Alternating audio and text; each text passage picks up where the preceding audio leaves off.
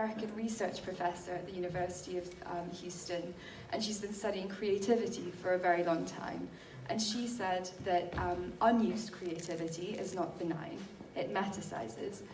It turns into rage, sorrow, judgment, and shame.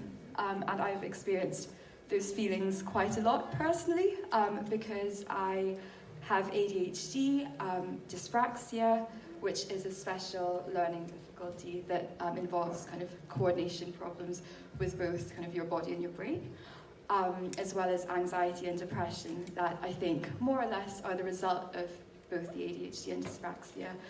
And in terms of how I found out, I spent most of my life not knowing any of this because I think when you have these conditions and you have, really great parents and a really good schooling system and you come from, a very privileged background,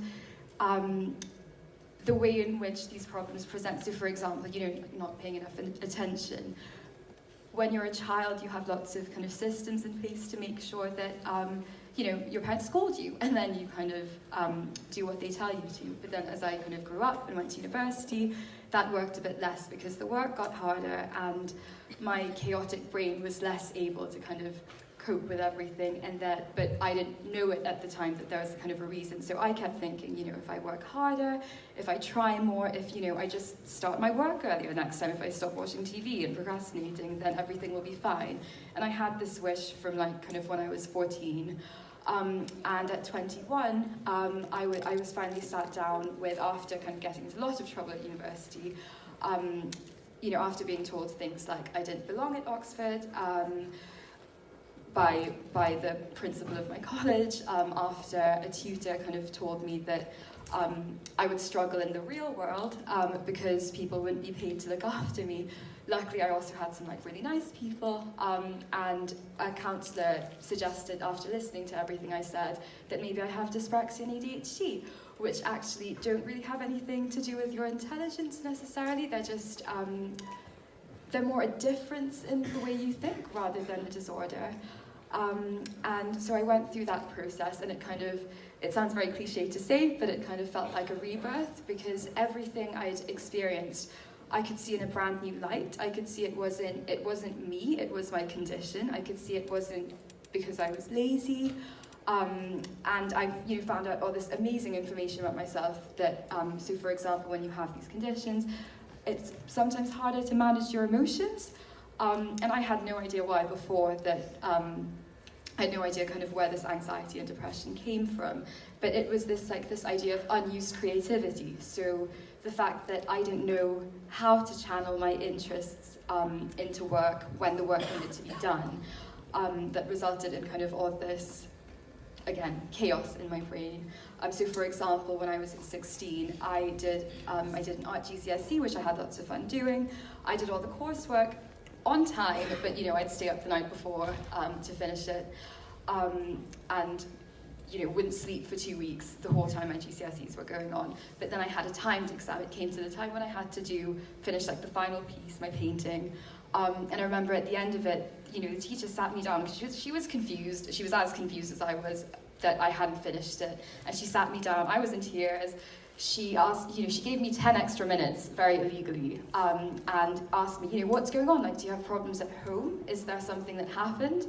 And I had no words. I couldn't tell her, and because I didn't know I had a problem. I didn't know that at that time I didn't have this amazing diagnosis that would have given me the vocabulary and also the context that I needed to understand that even though it wasn't visible, the problems definitely existed.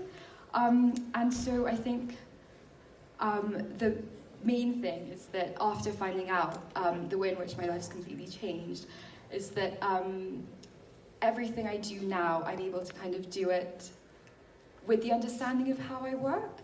And so in the summer, I did this amazing course at Freddie Potgap, who's going to be speaking later. But it was life-changing just because music has always been something that I've used to kind of distract myself from the noise going on in my brain. So, I've paid a lot of money to Spotify after I stopped doing illegal downloads. I listen to music constantly. it kind of gives me motivation to wake up. It's one of the only things I can look forward to that aren't like a useless pastime. It doesn't feel like procrastinating because you can do it whilst you're trying to do other productive things. But I was never able to kind of fulfill myself through music, I guess, because it always felt like in the future I would, be able to use the ideas I had and create something, but I never felt able to do it in the present. But Ready Pop changed that massively because I went there, I showed up in the first week, on the first day, and I was allowed to kind of pick up an instrument and just play it without any expectations, without having to do any sight reading, and also without any kind of no one kind of expected me to do this much, and then when I was able to do this much, the whole time was trying to spend bridging that gap. I could just, they accepted that I was here, and I could just play something being at that level.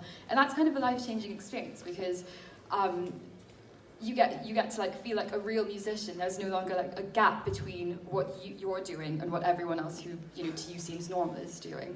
And since then, I was able to pick up the drums also at Ready Pop every Friday, and it's just the funnest thing ever because it's like a very visceral experience, which with things like ADHD is actually very important.